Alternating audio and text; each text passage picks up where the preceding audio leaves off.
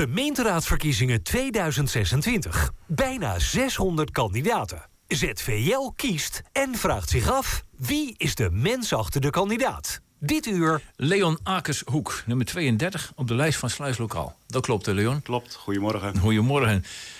Gelijk met de deur in huis. In wat voor huis hebben kies, in wat voor thuis hebben kies, dan stond jouw wieg. Met andere woorden, vertel eens wat over jezelf en waar je vandaan komt. Mijn thuis, ik kom van Goeree-Overflakkee. Oudorp, ben in Dirksland geboren. Oké. In een bakkersgezin. Ondernemersgezin. Ja? In een niet al te makkelijke plek om op te groeien. Ja, waarom? Bijbelbelt. Daar vielen jullie niet onder. Niet actief deelnemen. Wij gingen naar een andere kerk, dus dat was sowieso toch vaak wel lastig. Het is ook, ik vind het ook best lastig om daar iets over te zeggen. Ik vind het ook lastig om daarover te zwijgen. Ja, dat is twee dingen natuurlijk. Dat is dubbel. Dan hebben we het nu allebei gedaan eigenlijk. Mijn roots liggen daar. Vandaar naar Rotterdam. Van Rotterdam naar Eindhoven. En van Eindhoven naar Aardenburg. Oké, wat voor jaar praten we? 2008. 2008, ja. Toen ben je naar Aardenburg gekomen. Ja, we hebben gekeken naar de meeste vierkante meters voor het minste geld. En dat was Aardenburg. En we zijn er op zaterdag gaan kijken, maandag een bod gedaan. Woensdag gekocht. Waarom wilde je zoveel vierkante meters hebben? Daar komen we misschien dadelijk nog wel op. Ik ben nogal een verzamelaar. Oké. Nou goed, we schakelen gewoon door, want ik heb staan, wat doe je in het dagelijkse leven? Met andere woorden, je doet veel vrijwilligerswerk. Sluizen kan je komen er ook nog even op terug natuurlijk. Maar wat doe jij in het dagelijks leven? Je bent een verzamelaar, maar vertel eens. Verzamel veel. Voor de lol? Ja, maar dus ook een beetje dwangmatig soms. Ja? Ik zeg al dat ik de spullen red van het containerpark. Sommige dingen moeten bewaard blijven. Sommige dingen weet je gewoon zeker, als dat weggegooid wordt, komt dat nooit meer terug. Dus op die manier praat ik goed wat ik mee naar huis neem. Wat voor spullen praat je dan over? Het gaat niet over een blikje cola natuurlijk. Nee, serviesgoed, glaswerk, kleine gekke dingetjes waarvan je denkt dat ik nog nooit gezien of dat ga je nooit meer zien. En die haal jij terug? Die vind ik bij jou in Aardenburg terug? Ja, die vind je bij ons in Aardenburg. In of rond het huis. Dan ben je iemand die West-Sluizen kan. Dat kan mensen niet ontgaan zijn natuurlijk. En heb je al de term vanwege jouw inzet voor, en ik lees het voor, verbinding en betrokkenheid.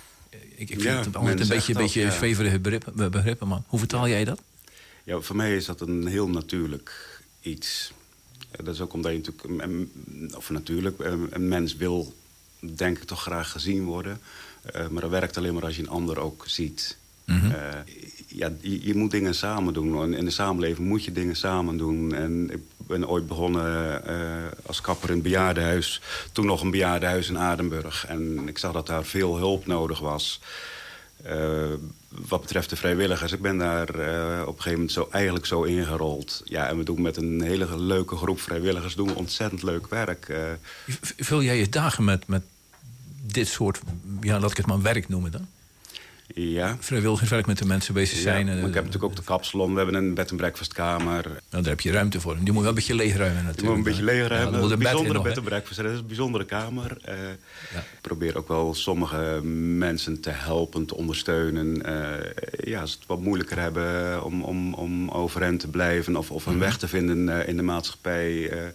Dat zijn nu hele kleine dingetjes. Het klinkt allemaal veel groter dan het is. Ja, maar een klein dingetje kan ook een verschil maken. Hè? Ja. En dan ga je ineens de politiek in.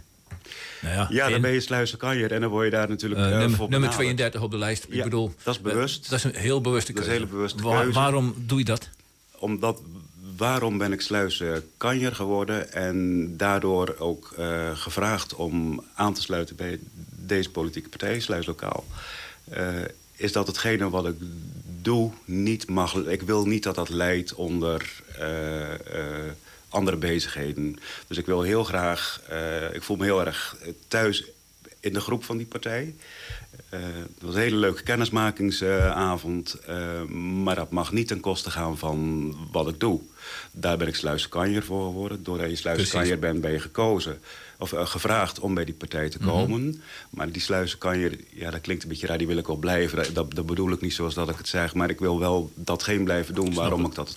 Als jij verkiesbaar wordt, dan moet je je tijd anders indelen. Daar komt het op neer eigenlijk. Ja. Want dan heb je andere verplichtingen. Maar die ben je dan ook bewust van. aan. Ik wil wel de antenne zijn voor, zeker in Arenburg... en voor die verbinding zorgen waar mogelijk. Ja. Dus je oor te luisteren leggen bij de mensen. En dat. Ja. Voel je je thuis? Ik zou bijna de slechte woordgrap maken. Kun je Aarden in Arenburg maar... Ja, wij kunnen heel erg goed Aarden in Arenburg. Nee, ik voel me echt thuis. Ja? Ja. Hoe merk je dat? De manier waarop ik mezelf beweeg en hoe mensen zich naar ons verhouden, open zijn. Nee, ik voel me echt thuis in Arenburg. De gemeentepolitiek, als je 1 onderwerp extra aandacht zou mogen geven in die gemeentepolitiek, wat zou dat zijn? Samenhang. Ik voelde hem al aankomen een beetje. Ja, blijf op die samenhang, het luisteren naar elkaar. Wat is er nodig, wat is de behoefte aan? Ontbreekt dat? Bijvoorbeeld bij jullie in de gemeente Sluis? Er wordt wel vaak gedacht dat het ontbreekt. En het is soms heel makkelijk... ik hoor dat veel van... Ja, wat kan de gemeente voor ons doen? Ja, wat kan de gemeente voor ons doen? Wat kunnen wij? Wat kan jij voor de gemeente doen? Ja, een soort Kennedy-uitspraak. Ja, maar dat is natuurlijk wel zo. Het is allemaal maar afwachten. Of vaak is het allemaal afwachten. Dat bedoel ik niet negatief, maar wat kan je zelf doen? Wat kan je zelf bijdragen? En dat zijn hele kleine dingen die ertoe doen... die heel veel dingen in beweging kunnen zetten. Daar moet je allemaal je eigen verantwoording in nemen, denk ik. Ja, nou, over die tunnel. Die vraag stelt wel iedereen natuurlijk. Ja, ga je nou vragen naar mijn tunnelvisie? Nou, uiteraard. Ja. Nou, jij hebt de oplossing. Jij hebt een groot huis. Dus als we niet over kunnen, komen we bij jou slapen. Het lijkt wel of dat het steeds moeilijker wordt om een stapje terug te doen. Er is heel veel over gezegd. Er gaat nog heel veel over gezegd worden. Daar komt een oplossing. Die zal voor de een niet oké zijn, maar voor de ander wel. En andersom ook. We moeten een stapje... Die tunnel moet gerepareerd worden, klaar. Daar kan je niet omheen. Nee. Ik ga er niks aan kunnen veranderen. We gaan er niks aan moeten veranderen. Het zal in blokken gaan of wat dan ook. Er moet iets gebeuren.